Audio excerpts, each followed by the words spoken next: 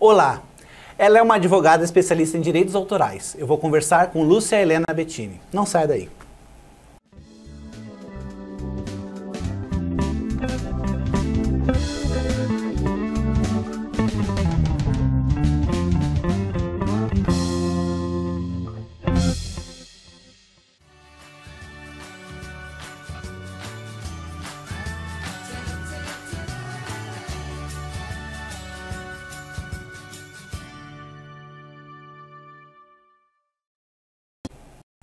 Se você é escritor ou almeja escrever as suas obras e publicar seus livros, hoje você vai ter uma aula exclusiva sobre direitos autorais com minha amiga Lúcia Helena Bettini. Como é que vai, Lúcia? Tudo bem, graças a Deus. Muito obrigada pelo convite. Me fala uma coisa, você é advogada especialista em direitos autorais, mas você não trabalha especificamente só com isso, né? Não. Como é que é? Fala um pouquinho do seu trabalho. A minha vida profissional, no fim, é voltada para a proteção das pessoas.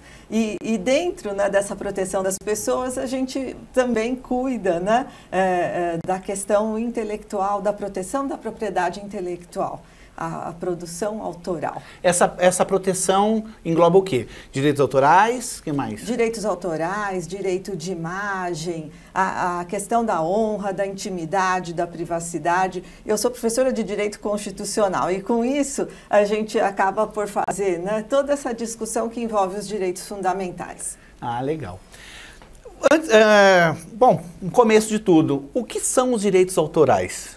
Os direitos autorais, eles estão muito relacionados à questão do intelecto, à produção intelectual. Só que vai ganhando um contorno diferenciado a partir do momento que você começa a perceber que existe, né, toda uma dimensão, além dessa produção intelectual das pessoas, de um direito que também é uma propriedade. Então, quando a gente fala, né, de direito autoral, nós estamos falando da propriedade intelectual, dessa propriedade que é protegida constitucionalmente e que, né, ganha contornos, né, tanto nos aspectos patrimoniais como nos aspectos morais, ali de proteção da pessoa. É aquela pessoa que realizou a produção daquela obra intelectual. Mas também existe, né, ali essa proteção patrimonial. Então nós temos dois aspectos que são muito importantes na hora de se falar em direitos de autor. Dessa produção intelectual que num primeiro momento vem, né, para agradar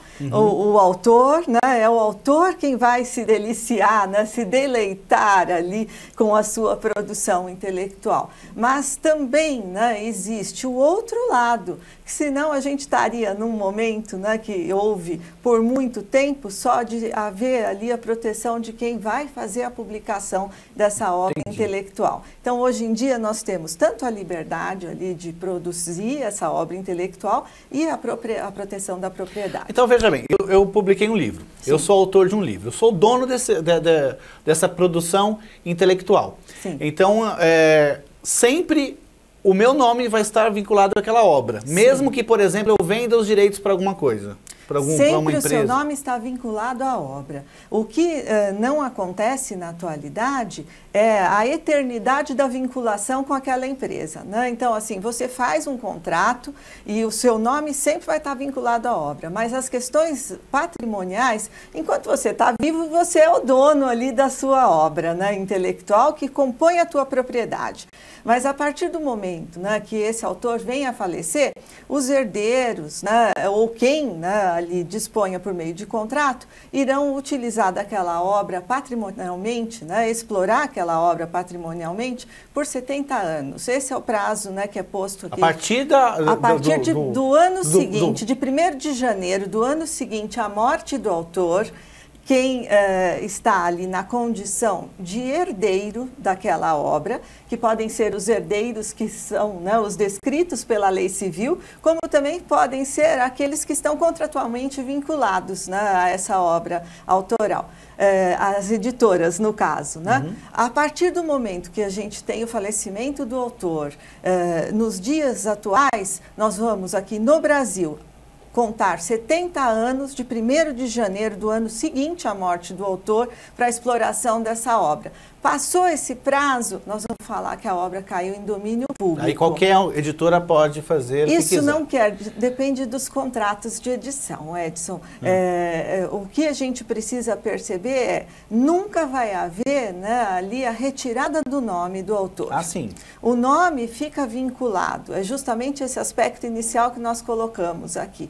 É o direito moral de autor, é o direito de ver a sua obra reconhecida mesmo depois da morte. A gente vê agora, porque acho que foi ano passado que saiu o filme do Pequeno Príncipe, sim, você vê uma infinidade de editoras que publicaram o Pequeno Príncipe. Eu contei pelo menos 12 que eles tinham feito lá na livraria, um espaçozinho, tinham 12 edições diferentes do Pequeno Príncipe.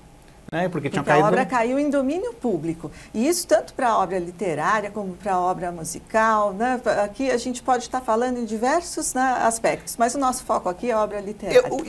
Eu sou dono, eu escrevi esse livro, por exemplo. Eu posso fazer o que quiser com ele? Sim. Você tem o direito vender, alugar, exclusivo de usar a sua obra. E quem nos dá essa proteção é a Constituição. É o texto constitucional, né, que vem e protege com exclusividade... Lei 9.610 de 98. Essa é a lei infraconstitucional. A Constituição, no artigo 5º, no inciso 27 e 28, vai falar, né, dentro do rol dos direitos fundamentais, dessa proteção dos direitos autorais. E com exclusividade, o autor pode explorar a sua obra. Tá? Eu posso pedir, por exemplo, o que eu quiser. Não existe, por exemplo, uma tabela de quanto se uma editora quiser publicar o meu livro, não tem uma tabela assim, olha, você vai ficar só com tal porcentagem, que é de tabela. Não existe isso. Né, algumas dinâmicas contratuais que são recorrentes. Mas isso não quer dizer que, dependendo da demanda, né, que ali aquele livro, né, ou aquele autor, por conta da sua publicação, né, o que ele representa como autor, né, não vai haver uma diferenciação nos contratos aí de edição.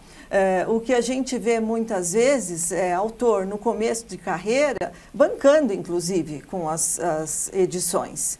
A editora faz todo o trabalho ali especializado, porque o autor ele é, né, um expert em cuidar da produção intelectual. Ele sabe, né, escrever acerca do tema. A editora é quem vai, né, dar essa publicização, né, por meio da produção, da encadernação e depois, né, a colocação à venda da obra intelectual. Então, eu já vi num contrato até da Câmara Brasileira do Livro, que é um contrato padrão que eles me forneceram na época, porque eu também sou editor, né? Eles me mandaram, que lá estava dizendo que corriqueiramente, né, não é assim uma convenção, é mais ou menos uma convenção, sabe? Entre os editores, sim. Entre 2% a 10%. A 10%. Então é o que a editora... esse padrão. Agora, tem editoras que querem publicar livros de autores muito consagrados, que eles dão adiantamentos também, né? Sim. Eles pagam para que aquele autor produza, né, uma obra intelectual que muitas vezes, na atualidade, até vem ao encontro aqui, falando um pouco, né, da minha atividade, né, que é a atividade ali vocacionada ao direito. Né? Muitas vezes você tem a encomenda de temas que são os temas recorrentes. Por exemplo, nós estamos passando por modificações muito grandes no Código de Processo Civil. Então, existe uma demanda, né, de autores a falar do Código de Processo Civil. Como já houve também em todas as discussões dos direitos autorais, quando a gente pensa na possibilidade do autor, né, permitir que a sua própria obra seja utilizada por outros sem nenhum pagamento, como é o caso, né, das chamadas Commons, né? Creative Commons, das licenças. Né? Então, a gente tem uma possibilidade bem alargada desse autor exercer a sua liberdade. E plágio? Como é considerado o plágio? O que é o plágio?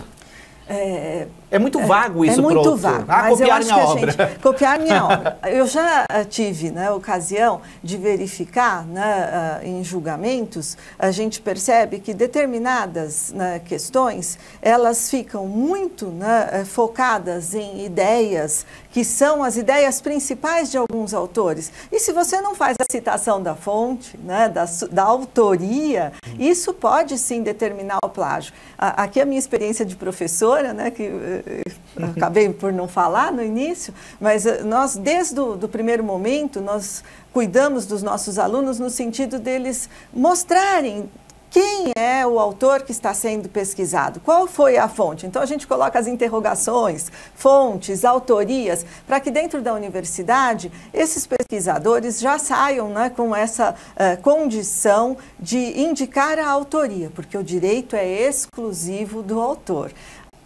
Na medida em que você repete o pensamento de um autor sem fazer a indicação ali da fonte, pode sim haver, né, essa proteção, né, que vem também por meio de aspectos, né, administrativos, aspectos patrimoniais e aspectos penais. Então, a reprodução, né, ilegal da obra intelectual gera o chamado plágio. Tá, mas veja bem, eu ainda acho que eu não fiquei satisfeito ainda, preciso saber mais uma coisa. Como é que, por exemplo, pegaram lá o meu livro, mudaram os personagens, pegaram o livro e mudaram a forma de escrever ali, mudaram palavras, colocaram sinônimos, mas mantiveram muito do livro. Quem avalia que isso é um plágio? Tem que se ler as duas obras e fazer. A gente faz uma pesquisa das obras realmente, né, que estão sendo ali indicadas, porque na grande maioria das vezes, na atualidade, nós estamos dentro dos desafios, né, que são os atuais. Na atualidade, fica muito mais fácil de você buscar, né, se houve ou não essa cópia indevida, por meio, né, dos programas que hoje existem. Então, tem o caça-plágios, né? Nós temos alguns programas que, inclusive, as grandes universidades até estão, né, investindo nesses programas para que os professores possam apreciar a qualidade do trabalho e não verificar, né, se existe essa cópia, né, indevida ou a ausência da citação do autor. Então, você está me perguntando aqui, eu preciso aqui fazer, né, uma diferenciação. Num primeiro momento, nós precisamos pensar o seguinte, que as ideias, elas são universais. Então, nós vamos sempre repetir algo que alguém já cuidou. Existiu alguém que anteriormente já falou. Então, nós vamos pensar, né, em estar ali aprimorando aquela ideia. Ou mesmo, né, a partir das nossas memórias, das nossas pré-compreensões, das nossas vivências, a gente vai, né, ali reescrever, né, mas sempre quando existe ali um determinado, né, parágrafo que é reconhecidamente de autoria, né, identificada, nós temos que dar esse crédito ao autor. Então, você está me perguntando aqui especificamente, né, como é que fica essa questão do plágio? Existe tanto a reprodução parcial como a reprodução integral do texto. Existem, né, casos da gente ter ali o uso indevido da obra autoral sem nenhuma citação do autor. E em outras ocasiões, existe até uma citação, né, que vem ali feita ao final, né, mas não nos moldes, né, que as normas técnicas exigem. Então, nós temos lei, né, também, que indica essa forma de se anotar, né, as autorias, os rodapés, ou dentro dos próprios textos, as normas técnicas, e também, né, ao final, a gente tem que fazer essa citação. Como é que funciona esse programa que você falou, o caça-plágio? O caça-plágio. Esse caça-plágio faz um trabalho que até pouco tempo a gente fazia, né, mais manual, né? A gente pegava o livro, lia um, né, lia outro. Lia um, lia outro, verificava que trechos ali estavam muito marcantes, né? Porque muitas vezes você verifica que o autor ele tem um determinado estilo e de uma hora para outra, né, ele modifica o estilo, né, ali de toda a dinâmica do seu trabalho e passa, né, a escrever diferente.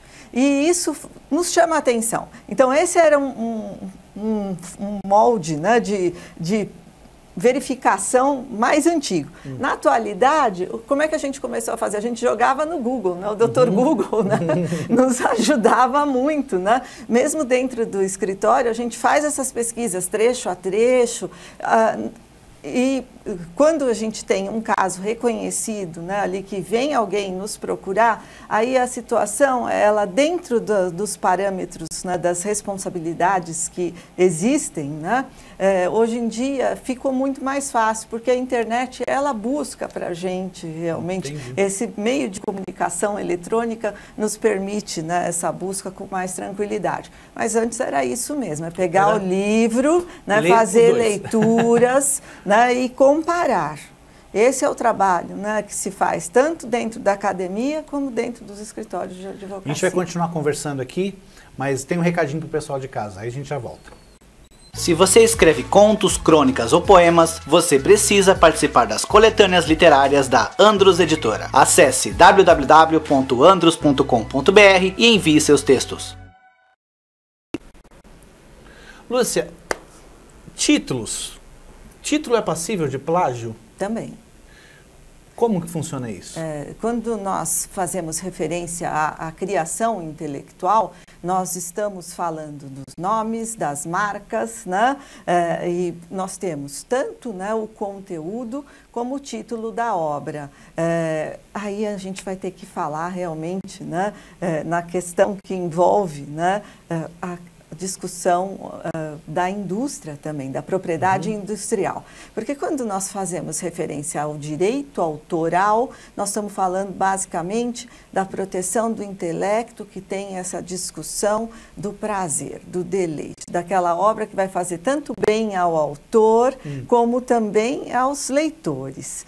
Na medida em que a gente fala de nomes, de marcas, né, de títulos, aí nós já estamos falando da exploração econômica. E muitas vezes essas questões, elas vão ganhar contornos, não dessa dimensão autoral, mas sim dessa dimensão de indústria, de propriedade industrial, de marca. E aí a situação é distinta. Mas é aquele que fez, né, o registro da marca. Tá, mas vamos pensar da seguinte forma. Tem uma música do Vinícius de Moraes que chama-se A Casa. E se eu escrevo uma obra chamada A Casa...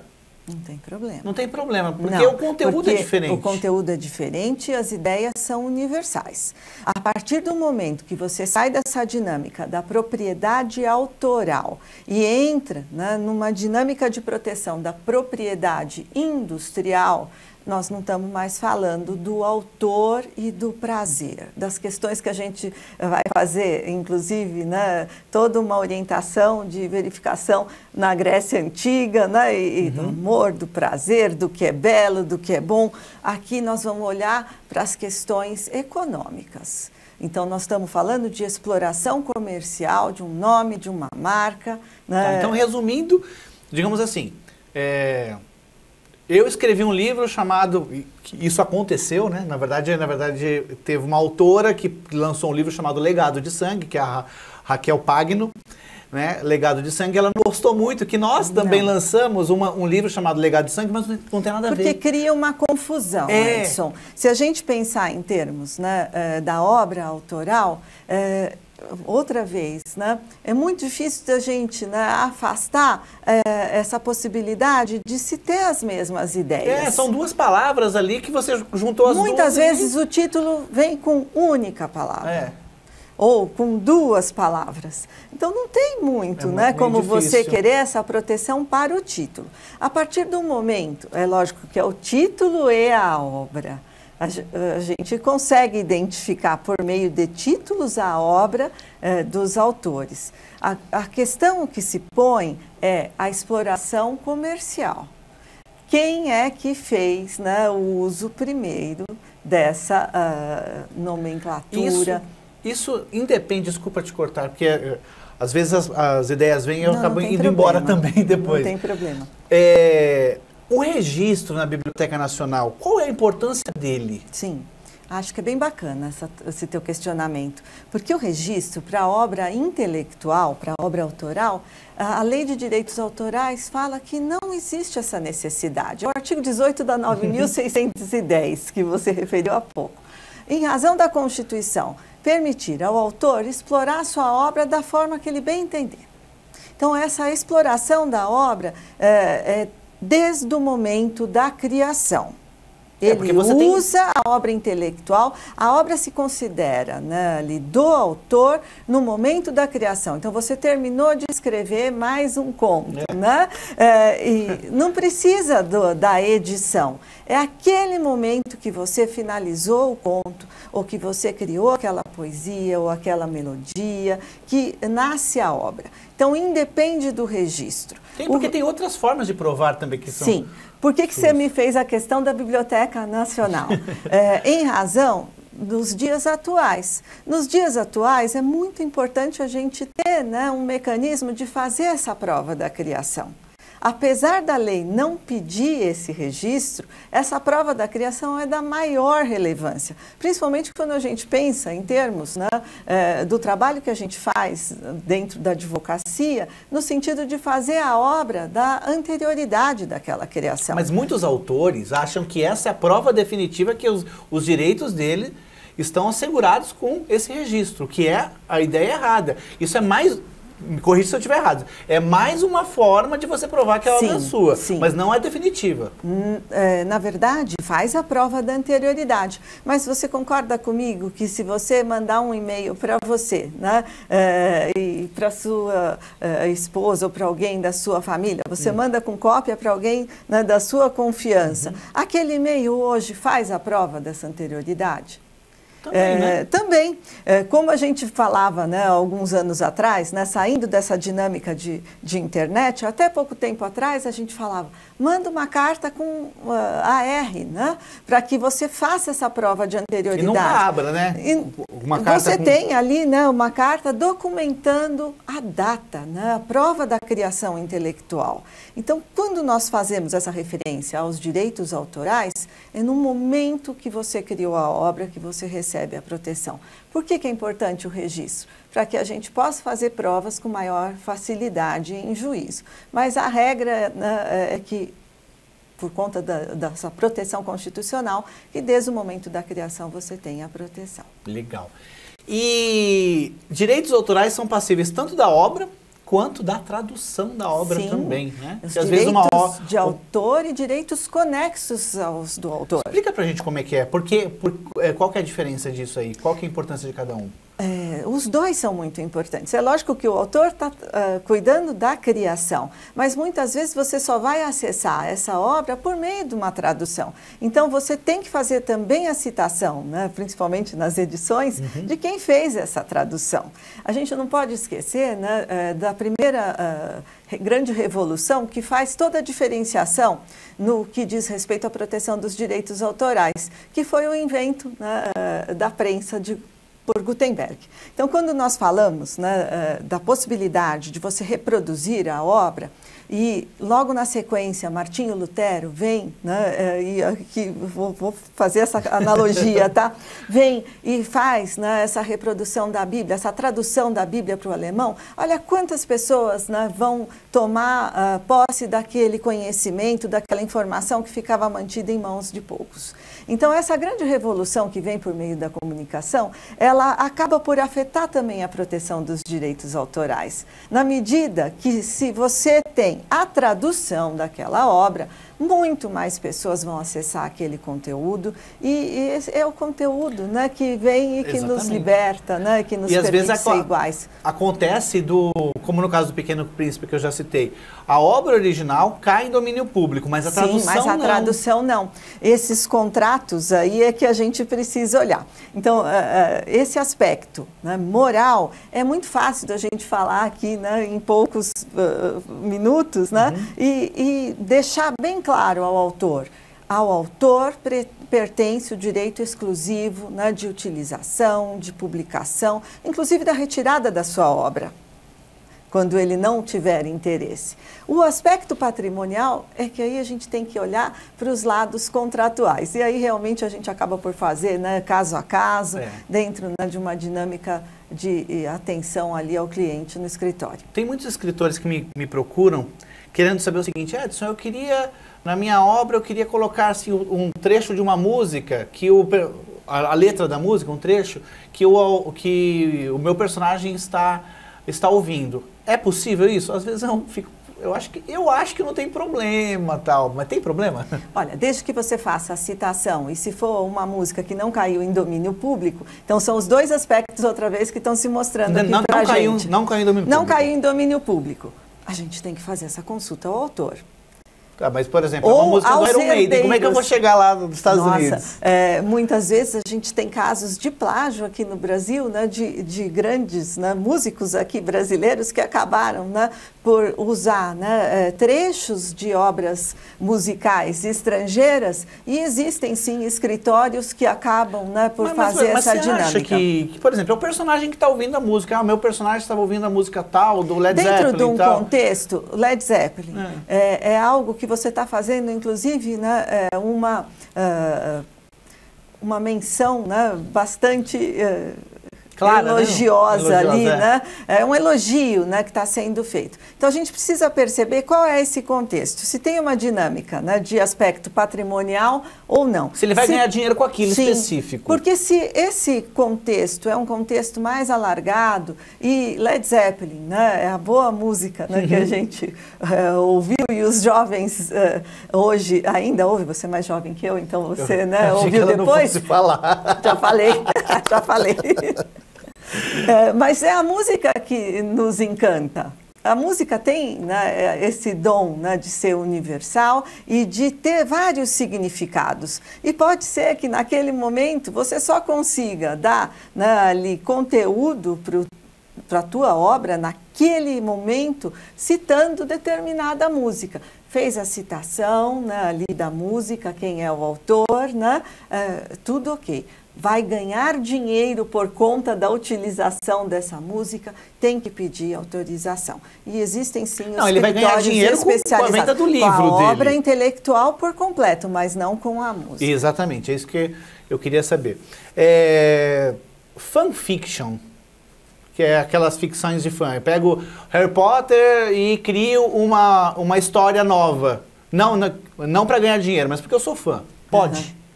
Então, a partir do momento que você está fazendo, né, aquela modificação da obra para a sua, né, utilização pessoal, tudo ok. Se você começar a explorar a obra, com certeza você vai ter uma notificação de algum escritório de direitos autorais. Não, mas eu fiz porque eu sou fã. Você fez porque você é fã. E mas coloquei na internet. Agora, o problema é esse, coloquei na internet. E aí, o que mudou, né, na tua condição profissional? Isso que a gente precisa ver. Se eu ganhei dinheiro, não pode. Se eu não ganhei... É o aproveitamento econômico, é o uso ali, né, da obra, que o texto constitucional é muito claro. Ele fala que é exclusivo do autor. Hoje em dia, né, a gente sabe que existem, né, esses mecanismos, né, para se multiplicar as ideias. Então, existem, né, os autores que realmente estão lançando mão, né, das licenças ou das Creative Commons. Aí a gente teria que fazer uma análise mais focada em cada um dos países e tratados internacionais que são os utilizados, mas cada um, né, dos autores, né, dentro dos seus locais, né, de atuação, podem sim, né, abrir mão dessa exploração patrimonial para que essa obra ganhe uma maior divulgação. Em resumo, para que a gente possa, né, outra vez se focar, né, no que está posto constitucionalmente e pela legislação de direitos autorais no Brasil, que integra ali, né, os tratados internacionais dos quais o Brasil é signatário. A gente fala em proteção moral do autor, é o direito de ver o seu nome ao lado da sua obra, de não ver a sua obra modificada, a não ser, né, que ele ali faça esses contratos para que essas modificações existam, e a exploração patrimonial, os direitos patrimoniais de autor. Então, aí a gente teria que fazer uma análise mais cuidadosa da Lei de Direitos Autorais, que vem e especifica mesmo quais são esses aspectos morais e patrimoniais. Isso depende do contrato dele. Depende do caso em concreto, Edson. Isso a gente precisa falar, que não é algo que você possa, né, isso que eu tô falando traçar pra uma você. linha, né, reta, mediana, mediana e falar vale para todos, né? Nós vamos precisar olhar o caso concreto e aferir o que houve de aproveitamento. Isso acontece na internet o tempo inteiro. Você vê um monte de lugares. Tem grupos formados no Facebook de fãs, né, escritores, fãs de Harry Potter, que tem lá 3 mil, 4 mil, 5 mil pessoas que escrevem isso. Então é difícil você não conseguir saber que eles existem. Então, existe, né, o que a gente costuma chamar de mídia espontânea, né, que outros comentam a sua obra, e isso é muito bom, porque vão continuar a comprar livros, vão continuar a assistir aos filmes, a comprar toda, né, aí a exploração, né, comercial mesmo, né, vão comprar, né, tudo o que diz respeito ao Harry Potter. Você só está tendo ali uma dinâmica de aumentar, né, no caso, os leitores e a audiência. Né, entendi. Bom, rapidinho, que a gente tem poucos minutos, eu preciso perguntar para você. Ghostwriter. Qual que é o direito do ghostwriter? Que é o escritor fantasma, aquele que escreve e não assina a sua obra. Então, hoje, quando a gente fala de proteção autoral, nós temos que identificar o autor, né? Na verdade, você está trazendo uma dinâmica que foge um pouquinho do contexto, né, brasileiro. A gente sabe que existe, né, essas contratações, mas quando a gente fala de proteção autoral, existe a necessidade de indicar quem é o autor. Ele escreveu, mas ele não vai assinar. Então, ele não tem direito sobre aquilo. Ele recebe o pagamento dele por baixo e não tem direito nenhum. Na verdade, é um contrato que ele fez ali para receber um determinado valor. E a editora é quem vai, né, ali explorar essa publicação. Deixa eu ver o tempo. Dá para mais uma. Internet. Escrevi alguma coisa e posto na internet. Até que ponto aquilo ainda é meu? Vai ser meu ainda. E os perigos de... Né? Então, responder rapidamente é meio complicado. Mas mesmo que você poste na internet, né, algo que é da tua criação, é um meio de comunicação na atualidade. Então, hoje, os suportes, né, eles são tanto tangíveis como intangíveis. A gente gosta mesmo do livro, né, de pegar o livro, olhar para a capa, né, manusear o livro, mas a gente não pode descartar que a geração da atualidade está dentro dessa outra grande revolução, né, da comunicação, que é a internet. Recentemente eu estava fazendo algumas leituras que fazem, né, remessa a esse momento, né? Existe um filósofo francês que escreveu A Polegarzinha, Michel Serret. E dentro, né, dessa escrita ele fala, né, de alterações que houve, tanto na dinâmica da produção intelectual, que hoje nós vamos buscar via internet. E ele fala da mulher, por isso que é a polegarzinha e não o polegar pura e simplesmente, né? Porque a moçada fica, né, com os dedos, né, irritáveis ali, eu brinco, né? Celular, eles estão sempre fazendo consultas ali no celular. Mas é uma grande revolução e existe sim essa possibilidade de você dar um maior conhecimento da sua obra intelectual por meio da internet. Então a internet hoje é um suporte como outro qualquer. Você continua sendo autor. A diferença é que o controle, né, é mais difícil. Entendi. Então o controle na internet é sempre mais difícil. Última pergunta. Pois não. Eu tenho um amigo, Marcelo Assetti. Marcelo, um grande abraço para você. Ele desenvolveu um tipo de poema que o nome dele é Marcelo Assetti. Ele assina como A7 às vezes, o número 7, né? Então a vida dele gira em torno do número 7. Então ele desenvolveu um poema que tem 7 versos e, se eu não me engano, cada verso tem 7 sílabas poéticas, né? São 2 estrofes, 4 e 3. 4 e 3. 4 e 3. Também somar o 7.